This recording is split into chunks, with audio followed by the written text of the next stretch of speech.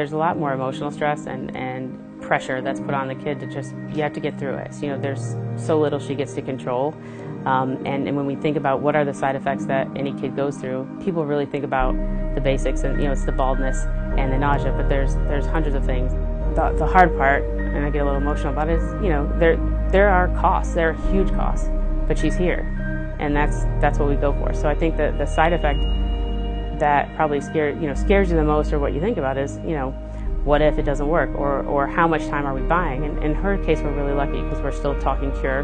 We're not having to buy time. That's not what we're doing at this point. But it doesn't feel lucky all the time. Even on her lowest day, what I want is for people to understand this is the true part of it, and this is just the beginning. So it's juggling the cornucopia, I guess, of side effects, and figuring out which one is the least evil, and how do you make sure she's a whole person at the end of it, both psychologically, physically, emotionally, and just really feels hopeful versus like this is just happening to me and it's always going to just happen to me. And I think that's why relapse, that side effect was really the worst, right? Because you felt like you served your time, you did what you're supposed to do. You know, her body went through everything and it still happened.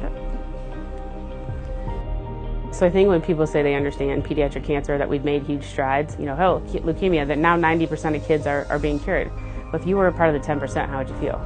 People a lot of times think they can't help because they don't have tons of money, right? But every dollar adds up.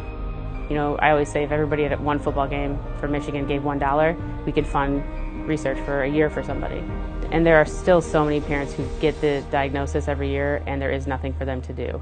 And so I think what I would say ultimately is it's hugely impactful in terms of the numbers of years lost for children and the impact on families and whole communities.